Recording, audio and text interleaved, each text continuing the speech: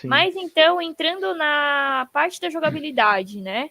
O que vocês acharam da jogabilidade? Vocês tiveram alguma dificuldade? Ela é mais travada ou mais fluida?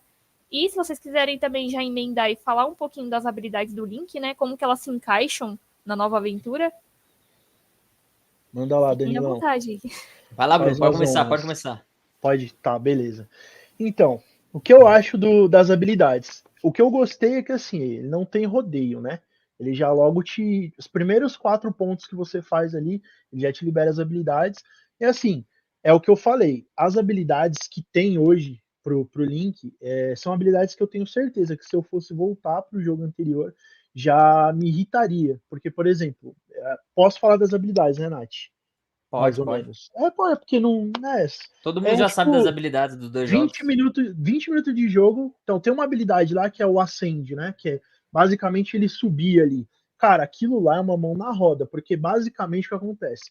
O Zelda é muito isso. Você tá indo para um destino, e aí você vê lá de longe uma shrine, e aí você fala, putz, é ali que eu vou. Só que aí no meio do caminho tem um Korok que tá pedindo ajuda. Aí você vai para um outro canto, tem uma zona ali com os inimigos. Você vai buscar o que é mais interessante dentro da sua jogabilidade. Só que muitas vezes eu me via tentado, pô, eu tenho que entrar numa caverna, só que ali pra frente tem uma shrine, então eu já quero fazer tudo ali rápido, entendeu? Então o que acontece? Eu ia pra caverna, aí fazia todo o caminho da caverna. A caverna às vezes tem umas rochas que você tem que quebrar. Então, assim, as cavernas do Zelda são gigantes. Então você tem que ir indo. E beleza. Quando eu chegava no final da caverna, muitas vezes eu tinha que voltar a tudo. O Ascend é uma habilidade que basicamente se olha pro teto, se ele vê que você consegue cruzar ali a parte do teto da caverna, você já sai ali em cima, tipo, na montanha ali, na parte de cima. Então, basicamente, para mim, é uma habilidade que se eu fosse jogar hoje Breath of the Wild, eu já, meu, tá faltando isso aqui. E aí, as outras habilidades que eles foram colocando, eu achei que, pro que Zelda se propõe, eu acho que faz muito sentido. O que eu gostei demais no Zelda, que eu sempre falo para alguns amigos, cara, eu nunca tinha visto um jogo que tem que o mundo todo interage com você. Exemplos, tá? Até porque acho que a Nath não chegou nem a jogar o primeiro. Por exemplo, você tá tendo uma tempestade de raios. O Zelda tá com equipamento de metal, atrai raio. Então é uma parada assim que tipo, eu não tinha visto em jogo nenhum. Você quer cruzar uma ponte, você corta uma árvore de madeira e coloca ali. E A eu água conduz eletricidade também. E exatamente, por água exemplo, quente cozinha ovo, se você jogar tinha, alimento ali. O isso, tinha calor, né? uma shrine ali, Danilo, que tinha um pedaço que eu precisava ligar uma energia na outra. E aí o que acontece? Eu não tinha percebido que no próprio ambiente tinha uma bolha, que essa bolha tinha água e ela conduzia eletricidade. Então eu não estava percebendo. E aí o que aconteceu? Eu tirei algumas espadas do meu inventário, grudei uma espada na outra e fiz a eletricidade conduzir de um ponto a outro. E isso que eu acho interessante. As minhas experiências não vão ser as mesmas do Danilo e não vão ser as mesmas da Nath. Cada um vai ter um jeito de superar aquele obstáculo. Isso, para mim, é a coisa mais interessante do Zelda, porque ele torna a gameplay única. Só que para a pessoa que jogou o primeiro e está jogando o segundo, muita coisa que você já usou e sabe manipular no primeiro, no segundo você pensa muito mais rápido. Por mais que eles tenham mudado alguns puzzles. Então, assim, são essas coisas que tornam para mim o Zelda único. E essas habilidades eu achei que elas complementaram muito bem. Só que assim, eu sou um cara que eu não tenho paciência para ficar construindo nada. Essa Fusion que o Danilo falou, eu não sei se é a Fusion ou a Fusion é a Ultra que range. monta as armas, né? É a Ultra Range. A Ultra Range, ela você vai montando, você gruda as coisas como se fosse cola. Então você pega uma madeira, coloca umas rodinhas, você pega um foguetezinho, você pega uma hélicezinha que é como se fosse um ventilador para ele dar um impulso. Então você monta. Tem uma galera que, se você vai ver os vídeos aí, os caras fazem uns Megazord, faz uns negócios absurdos. Eu, cara, eu só quero chegar onde eu quero chegar. Então eu monto ali o negócio mais simples, grudo e já era. Então tem gente que perde muito tempo fazendo essa parada. Isso torna o jogo, como é que eu posso dizer, mais precioso. Só que é a mesma coisa que o Danilo falou. Eu sou um cara muito objetivo. Eu quero ir pro ponto ali que eu preciso, eu vou montar o que eu preciso e eu vou. Eu não vou ficar fazendo firula, entendeu? É tipo aquela coisa do jogador de futebol. Tem um cara que vai com o objetivo de fazer o gol e o cara que vai ficar driblando o time todo. Eu não sou esse cara, eu vou pro meu ponto. E isso não mexeu tanto comigo, mas eu acho que é uma habilidade que hoje faz muito sentido. E aí o essencial, só para passar a bola pro Danilo, essa habilidade eu achei muito criativa, que é a Fusion, né? Que é justamente você unir duas armas, né? Então, por exemplo, você tem uma espada ali e você pode colocar um cogumelo. E aí o cara bate ali no teu cogumelo, vai soltar esporos onde, sei lá, o inimigo não vai te ver. Ou, por exemplo, você coloca um pedaço de um inimigo que solta fogo e você coloca na arma, sua arma começa a soltar fogo.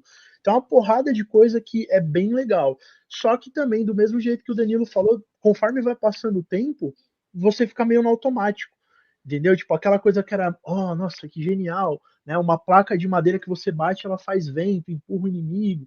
São coisas que depois de um tempo você, tá, Nossa, eu beleza. nunca usei essa daí, mano. Eu sabia que tem, mas eu já vou na pancada, É, né? é a tábua de madeira ali, ó. Se você gruda ela com a espada, você joga vento, o inimigo, ele nem te alcança, ele nem te acerta. Então, assim, são essas coisas que fazem o Zelda tão impressionante.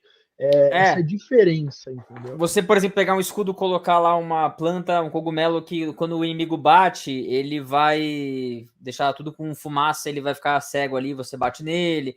Ou você colocar uma serra girando aqui, você, né, ter alguma ou um cuspidor Sim. de fogo, você pode literalmente fundir qualquer coisa com qualquer coisa, tipo, literalmente.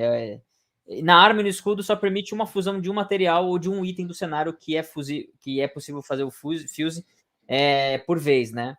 E você pode destruir algo que já está com fuse para colocar outro.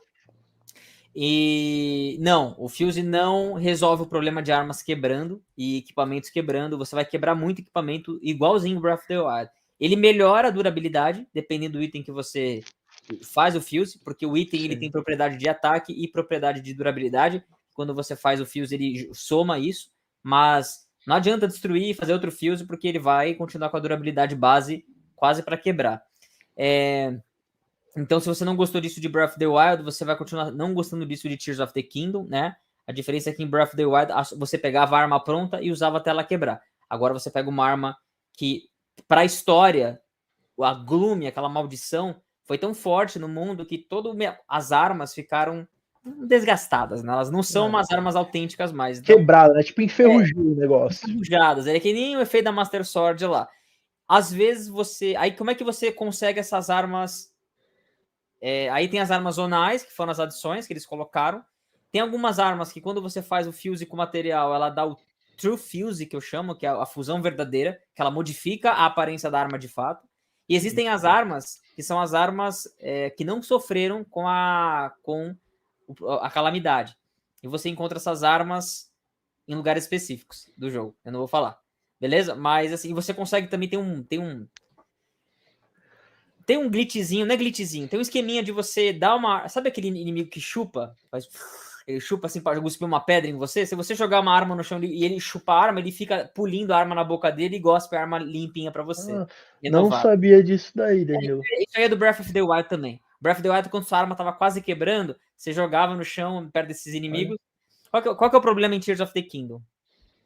Puta, isso vai ser um spoiler muito foda, mas vai ser foda não falar disso. Beleza. Beleza.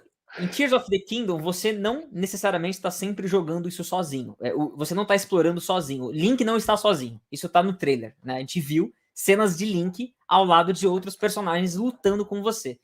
Então, se você quiser, por exemplo, fazer isso que eu falei e tiver um NPC perto lutando com você, ele vai matar o inimigo. Então, você tem que saber o que fazer ali. Até dá para desabilitar algumas paradas ali. Mas, enfim, então é muito bom. O Ascend que o Bruno falou, para você sair de cavernas, subir degraus, escalar na horizontal, na vertical, ele é um game changing. Só que em Breath of the Wild ele não faz muito sentido, porque em Breath of the Wild a gente não tem exploração nesse nível. A gente não tem muitas cavernas, quase nenhuma. Assim. Em Tears of the Kingdom, por exemplo, em Breath of the Wild, você pulava dentro de um poço, era um poço de terra. Em Tears of the Kingdom, todo poço agora virou uma caverna lá para baixo.